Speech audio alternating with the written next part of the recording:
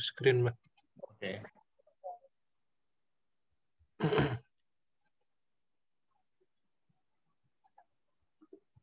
Apakah sudah terlihat? Ya. Ya.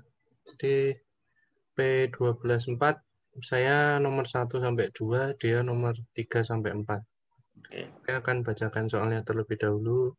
The account of Lin bla bla bla bla show 81.300 account receivable and 38.900 account payable. Rinciannya seperti ini, account receivable dengan US dollar 28.500, terus yang Swedish krona 20.000, 25.000 British pounds. Totalnya segini. Kemudian account payable dengan US dollar 6.850, Canadian dollar 10.000, terus British pound 15.000. Yang pertama soalnya tuh determine the next exchange gains or loss that should be reflected in Lin income statement for 2016 year end exchange adjustment. Jadi yang pertama account receivable-nya ini 11.800 ya nilai pada saat itu, terus yang current exchange rate-nya tuh yang terbaru yang ini.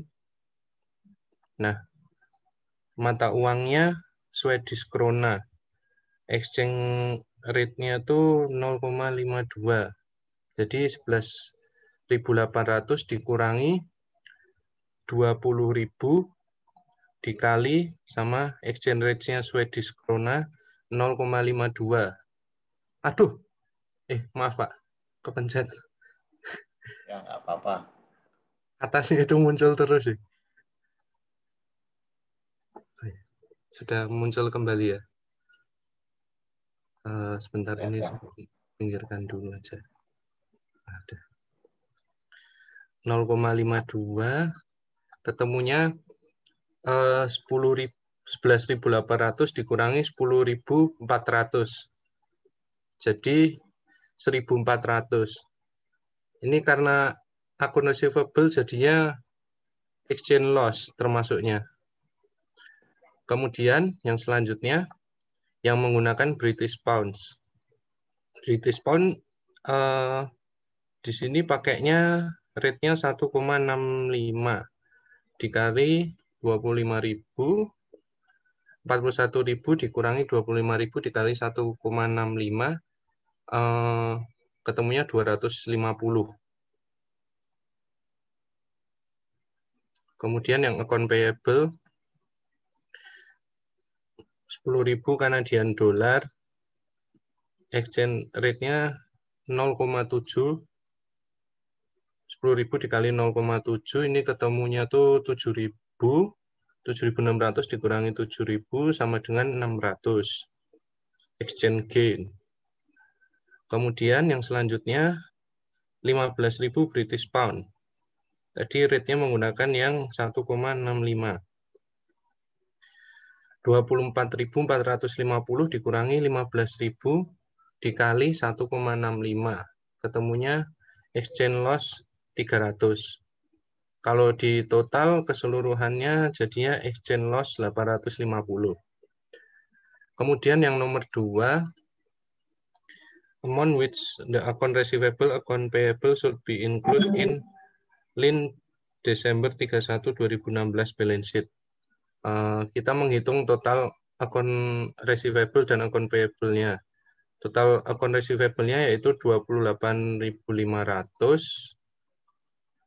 Terus ditambah yang tadi udah menggunakan exchange rate-nya 10.400 ditambah 41.250. Jadi total account receivable-nya 80.150. Kemudian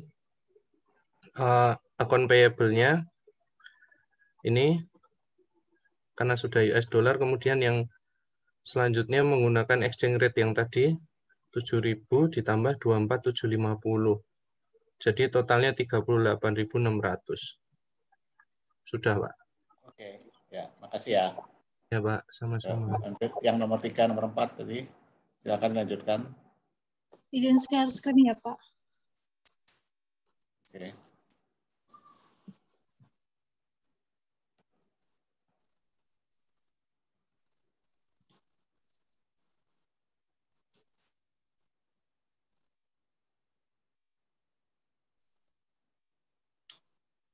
Nah, jadi soalnya sama seperti yang tadi, yang nomor 3, soalnya adalah kita suruh membuat journal entries untuk akun receivable tahun 2017 ketika spot rate dari Swedish krona sama British pound itu adalah 0,55 untuk Swedish krona dan 1,63 untuk British pounds.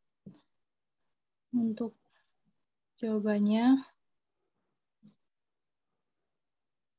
seperti ini. Jadi ini yang awalnya tadi kan nilai akun receivable-nya sebesar 20.000 krona adalah 11.800. Kemudian pada 31 Desember di akhir tahun itu jadi 0,52 spot rate-nya. Kemudian nilai AR-nya menjadi 10.400. Dari 11.800 ke 10.400 berarti dia adalah loss 1.400 karena turun. Karena ini akun receivable.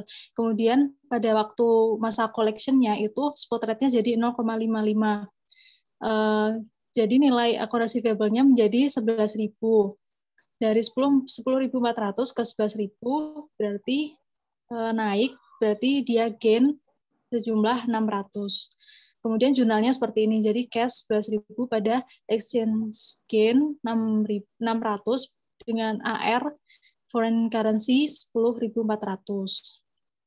Kemudian untuk yang pounds. Untuk yang British pounds yang awalnya tadi nilai AR-nya adalah 41.000, kemudian pada akhir tahun menjadi 1,65 spot rate-nya berarti nilai AR-nya menjadi 41.250. Dari 41.000 ke 41.250 adalah gain 250. Kemudian ada waktu masa collection-nya spot rate-nya itu menjadi 1,63 berarti akun receivable dari 25.000 pounds itu menjadi 40.750. 1,63 dikali 25.000. Dari 41.250 ke 40.750 itu turun, berarti dia adalah loss 500. Jurnalnya seperti ini. Jadi cash 40.750, exchange loss 500 pada AR foreign currency 41.250.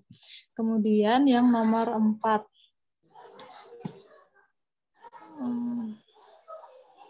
Yang nomor 4, kita membuat journal entries untuk account payable-nya di tahun 2017 ketika spot rate buat Canadian dollars itu 0,69 dan British pound adalah 1,62. Nah, kita hitung dulu untuk yang dolar.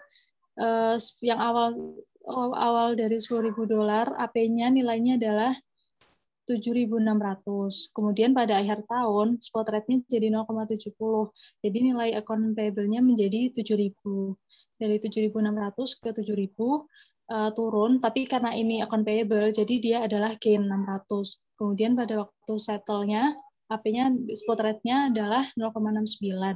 Jadi nilai account payable-nya jadi 6.900. Itu dari 7.000 ke 6.900 turun lagi, itu berarti gain 100. Ini kemudian jurnalnya saya tulis satu-satu dari inventory pada AP foreign currency 7.600, kemudian account payable foreign currency pada Asian gains 600, dan account payable foreign currency 7.000 pada Asian gains 100, dan cash 6.900. Kemudian untuk yang British pound, awal nilai AP-nya adalah 24.450 untuk 15.000 British pound. Kemudian di akhir tahun jadi spot rate-nya 1,65, jadi nilainya adalah 24.750. 24.450 ke 24.750 naik, jadi karena dia account payable berarti dia adalah loss 300. Kemudian pada waktu settle spot rate-nya menjadi 1,62, jadi nilai AP-nya adalah 24.300. Itu berarti dia turun, karena turun berarti dia adalah gain 450. Kemudian jurnalnya adalah seperti ini. Inventory pada AP foreign currency 94.450. Kemudian exchange loss pada AP foreign currency 300. Kemudian pada waktu settlement akun payable foreign currency 24.750. Asian gain 450 dan cash 24.300. Sekian, terima kasih Pak. Terima kasih. Yang berikutnya ya, sambil kalian itu saya sudah post di WA group itu soalnya, silakan di-download. Nanti passwordnya saya beritahukan.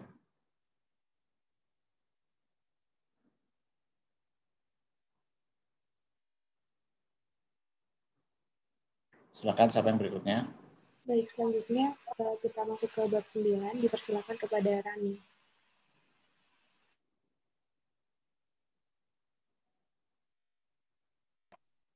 Izin share screen.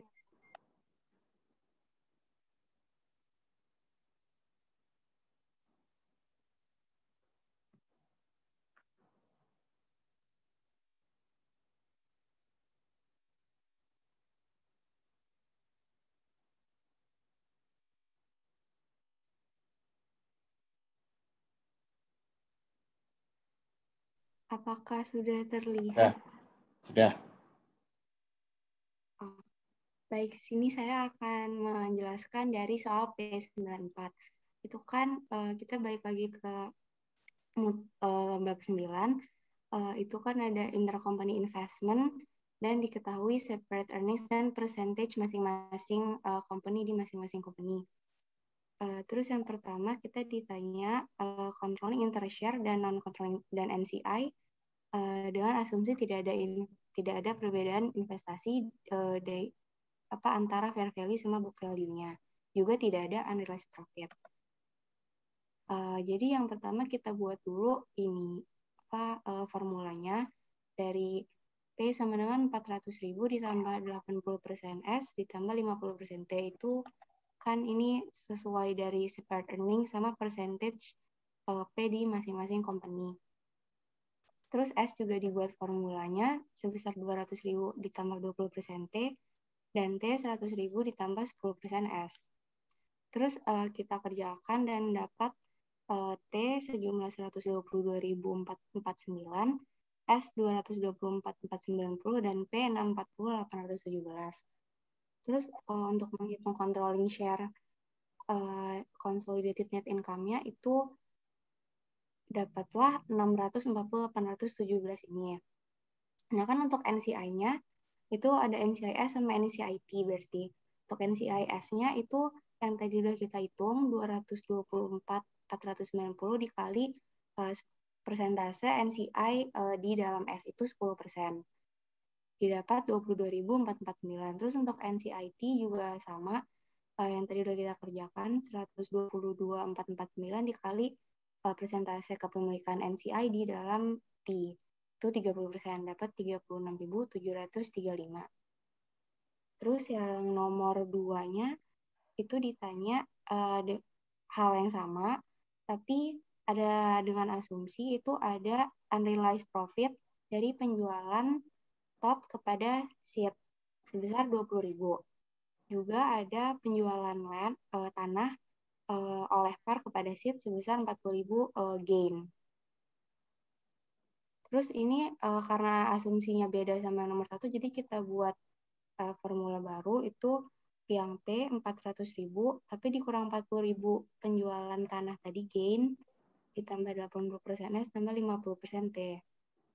Untuk S itu tetap sama, 200.000 tambah 20% T, dan untuk T-nya itu separate earnings-nya dikurangin sama unrealized profit penjualan kepada S tadi, ditambah 10% S.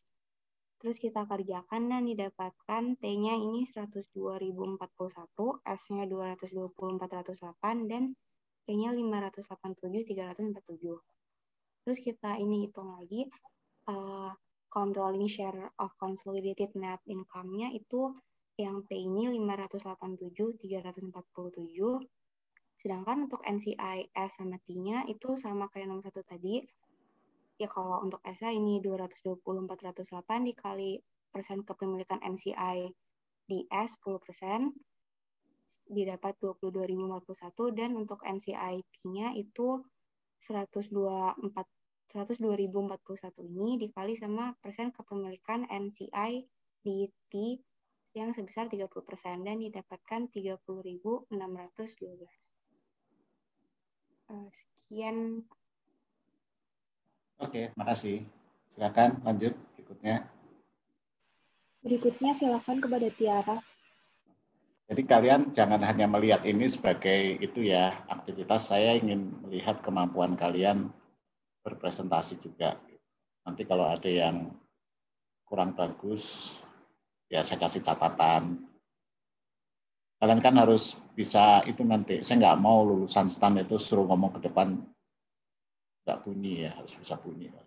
Ya, silakan. Izin share screen ya, Pak. Ya.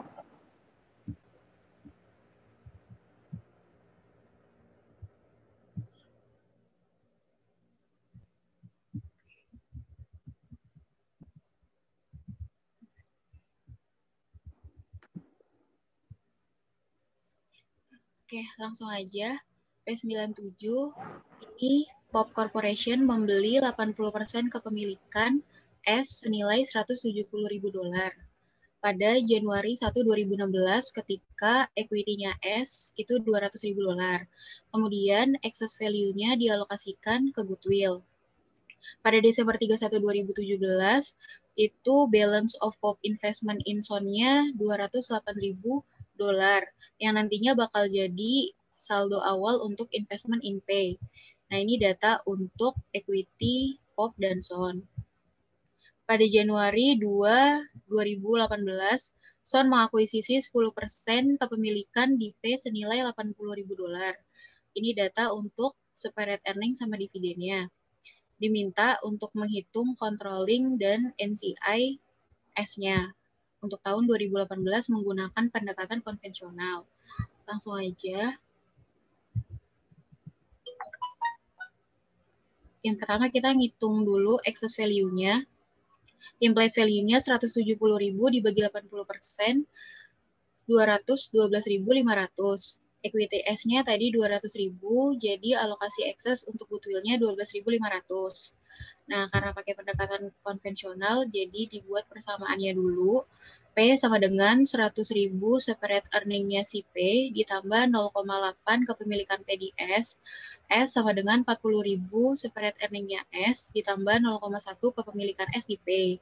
Untuk perhitungannya menggunakan metode aljabar yang menghasilkan P-nya 143.478 dan S-nya 54.348. Nah, ini untuk yang tadi jawaban nomor 1. Controlling share-nya 90% dikali 143.478 sama dengan 129.130. Karena kan kepemilikan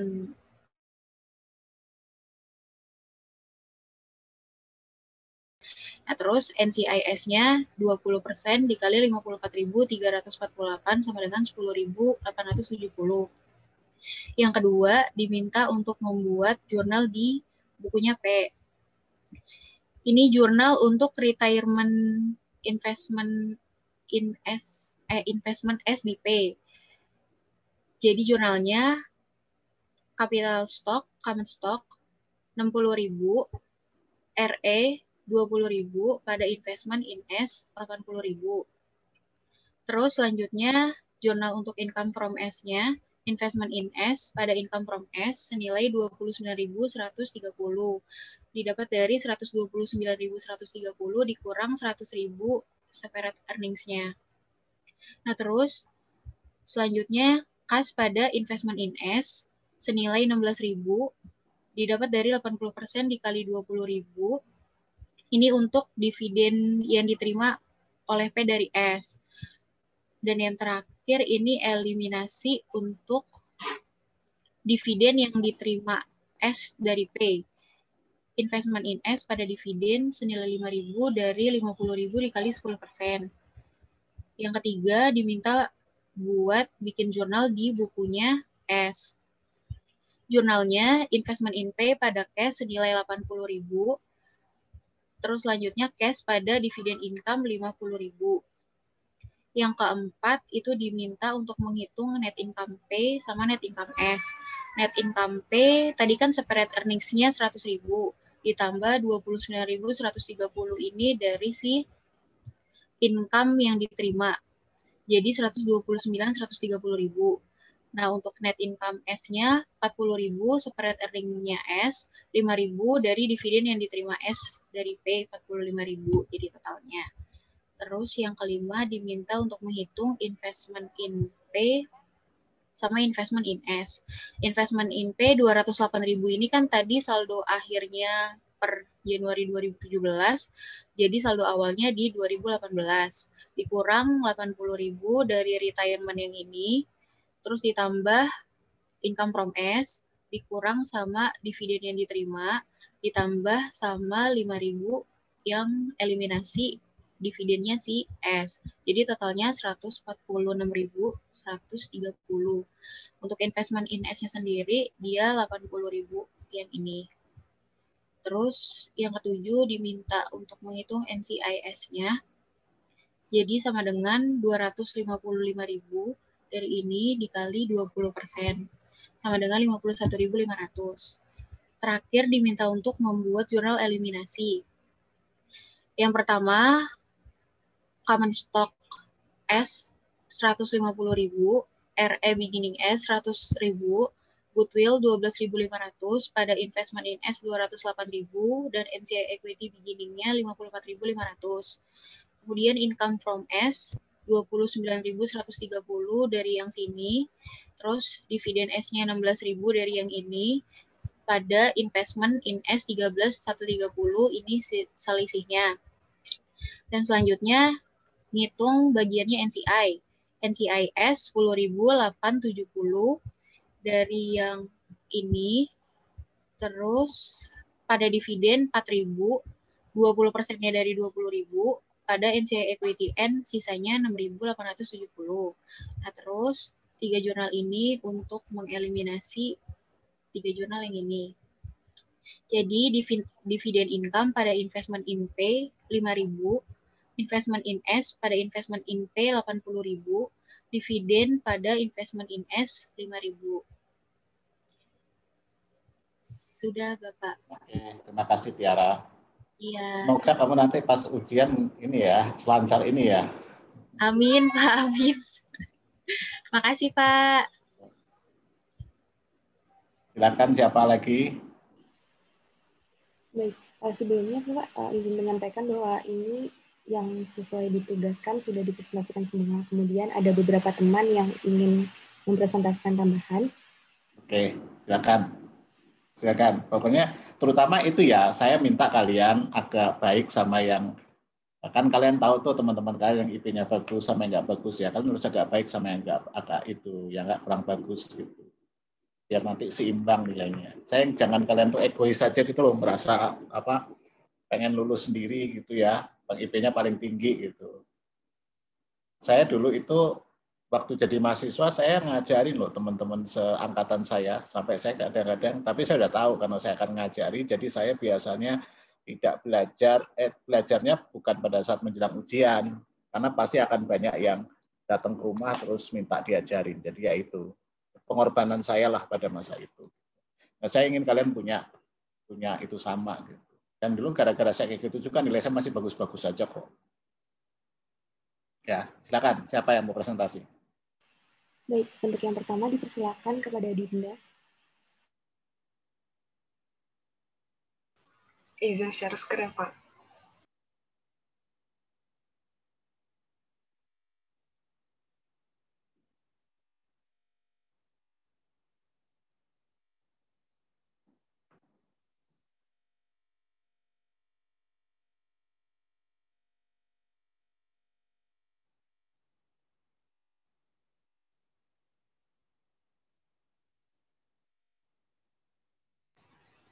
Apakah sudah kelihatan? Ya, sudah. Jadi, saya akan mempresentasikan soal E13.6. Nah, di sini tentang purchase commitment. Dimpa AG memesan merchandise sebesar 20.000 dari US Card pada 1 September 2014 saat spot rate untuk 1 euro sama dengan 0,77 dolar. Merchandise-nya sampai pada 1 Oktober 2014 saat spot rate untuk 1 euro sebesar 0,79 dolar. Pada tanggal transaksi, US Cloud membuat forward contract untuk memastikan harga penjualannya pada euro. Forward rate untuk 30 harinya saat tanggal 1 September 2014 sebesar 0,75 dolar, sedangkan pada tanggal 1 Oktober 2014 sebesar 0,78 dolar. Terus, bentar. Oke. Selanjutnya dipersilakan untuk Nabila. Nah, ini jawabannya. Jadi pada jurnal pada tanggal 1 September 2014-nya ada akun receivable pada sales sebesar 15.400. 15.400 ini dapat dari spot rate-nya tadi 0,77 dolar dikali 20.000. Nah, lalu kontrak receivable pada kontrak payable sebesar 15.000. 15.000 ini didapat dari forward kontraknya tadi pada tanggal 1 September sebesar 0,75 dolar. Lalu pada 1 Oktober 2014 jurnalnya cash sebesar 15.800 ini dapat dari 0,79 dolar dikali 20.000 pada exchange gain dan akun receivable. Exchange gain-nya sebesar 400 ini dapat dari selisih 15.800 dikurang 15.400. Lalu kontrak payable exchange loss pada cash, kontrak payable-nya sebesar 15.000, exchange loss-nya sebesar 800 didapat dari 15.800 dikurang 15.000. Lalu ada cash pada kontrak receivable sebesar 15.000. Sekian, Pak. Ya. Makasih. Makasih. Selanjutnya dipersilakan kepada Dwi. Izin share screen ya, Pak? Ya, ya.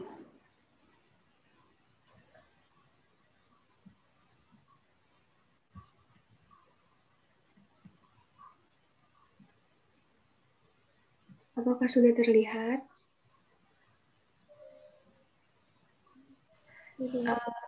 Sudah ya? Sudah. Saya mau membahas problem 13.1. Sign retailer yang berada di US melakukan forward contract sebesar 250 euro dan payable dalam 90 hari terhadap Queen NV di Netherlands. Transaksi pembelian ini dilakukan pada 1 November 2014 dan menggunakan net settlement dengan bunga sebesar 12% tahunan. Dan ini merupakan tabelnya spot rate dan forward rate dari mulai melakukan kontrak sampai penyelesaian. Untuk solusinya, untuk tanggal 1 November saat melakukan kontrak, jurnalnya inventory pada AP sebesar 250.000 dikali 0,78, yaitu spot rate saat dia melakukan kontrak. Yang ke jurnal ke 31 Desember 2014, penyesuaian AP karena spot rate naik, yaitu dari 0,78 ke 0,8. Jadi 0,8 kurangi 0,78 dikali 250.000 sama dengan 5.000. Lalu mencari fair value dari forward contract 0,79, yaitu 30 hari forward rate karena 30 hari menuju penyelesaian, dikurangi 0,75 yang spot rate sebelumnya dibagi 1,61 dari kan setahunnya 12% dan satu bulannya berarti 1%. Dipangkatkan 1 karena penyelesaiannya kurang 1 bulan. Jadi jumlahnya 9.901. Selanjutnya adalah jurnal untuk meng-offset exchange loss tadi, yaitu OCI pada exchange gain 5.000. Lalu membuat tabel diskon amortization, dicari dulu rate-nya 195.000, itu dari yang jurnal 1 November tadi dikali 1 plus R pangkat 3 sama dengan 0,75 0,75 dari forward rate yang 90 hari dikali 250.000 jumlah kontraknya tadi. Lalu ditemukan rate-nya 1,3%. Lalu dibuat tabel dan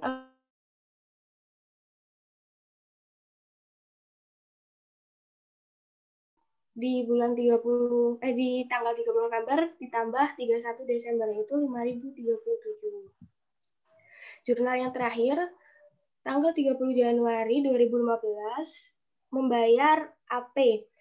AP jurnalnya AP exchange loss pada cash-nya itu dari 0,82 dikali 250.000, 0,82 dari spot rate-nya waktu pelunasan.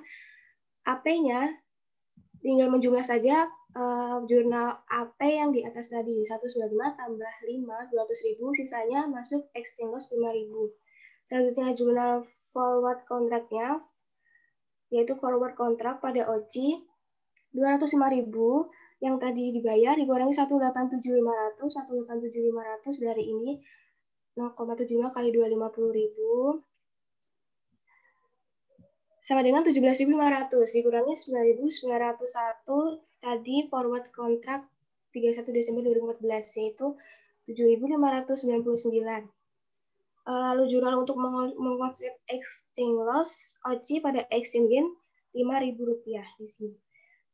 Lalu membuat jurnal cash pada forward contract 17.500 dari spot rate yang tanggal pelunasan kan 0,82 dikurangi 0,75, yaitu forward rate 90 hari saat melakukan transaksi. Lalu dikali 250.000 nominal forward contract dari awal, yaitu 17.500. Jurnal yang terakhir, jurnal amortisasi diskon. Tadi di tabel ini untuk 30 Januari dan ditemukan diskon amortisasinya 2463. Jadi langsung OCI pada exchange gain 2.463. Sekian, Pak. Ya, lanjut. Baik, yang selanjutnya silakan Arni. Izin share screen, Pak. Ya.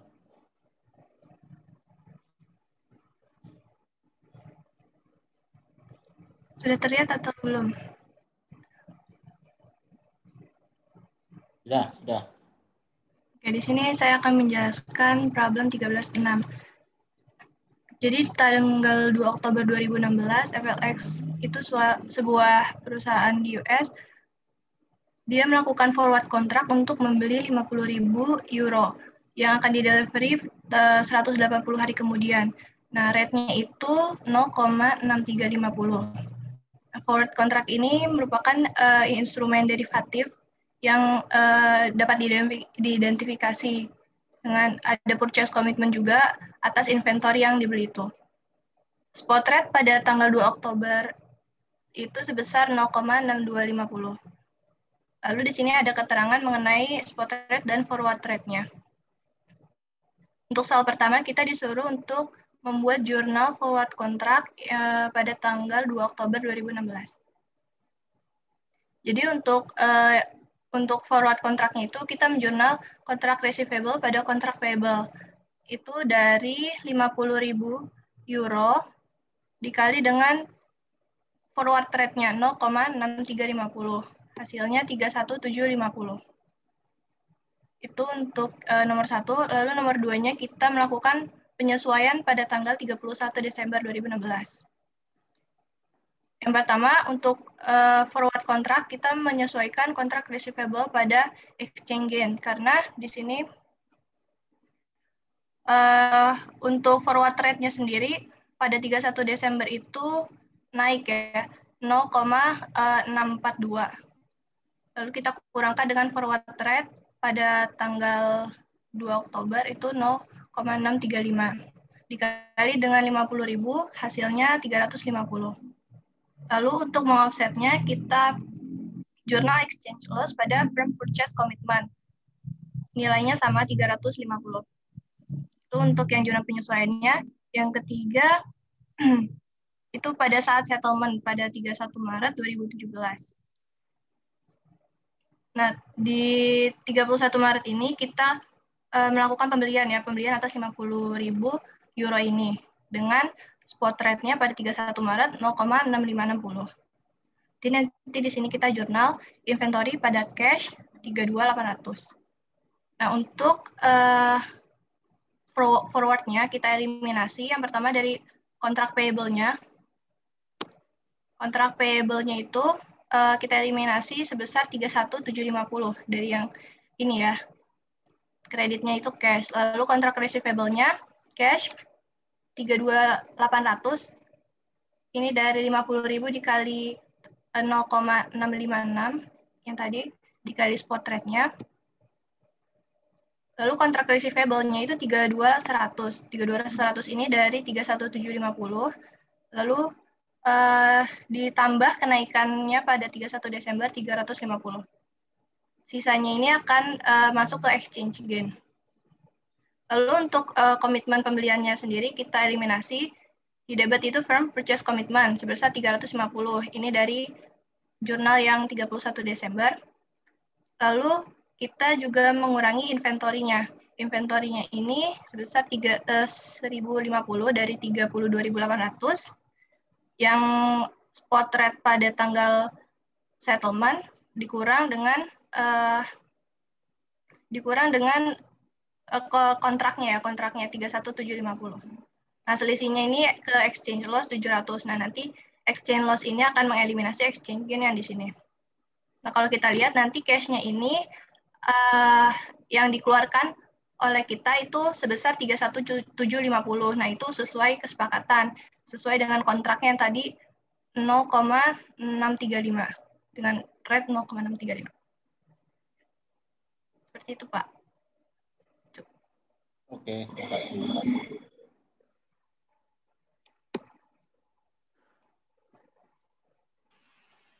Ingin menyampaikan, Pak, ini semuanya sudah ditampilkan. Ya. Ada lagi yang mau presentasi? Oke, kalau nggak ada, ya udah. Ada yang bertanya?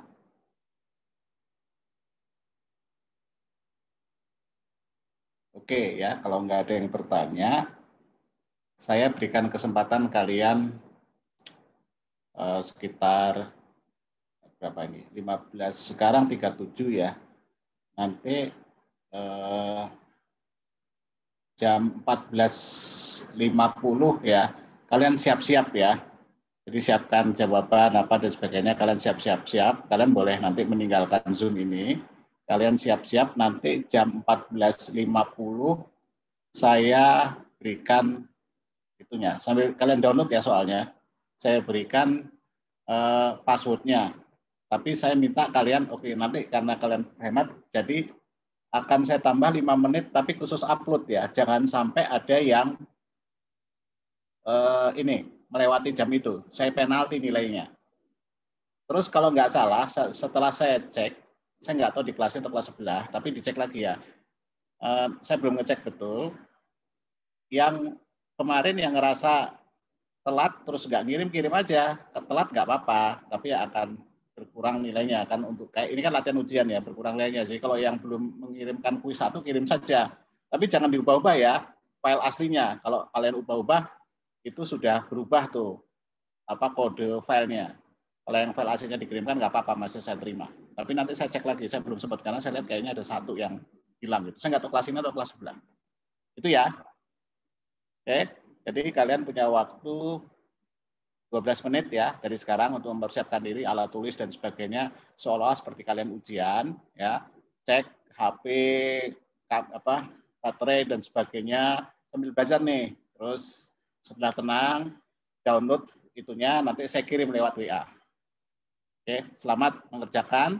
Semoga nanti di ujian kalian sukses ya. Jadi nanti dikumpulkan jam, kalau kita mulai 14.50, jam 15.40.